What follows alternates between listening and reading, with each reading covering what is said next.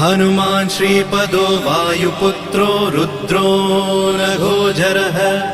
अमृत्यवीरवीरश्च ग्रामवासो जनाश्रयः धनदो निर्गुणः शूरो वीरो निधिपतिर्मुनिः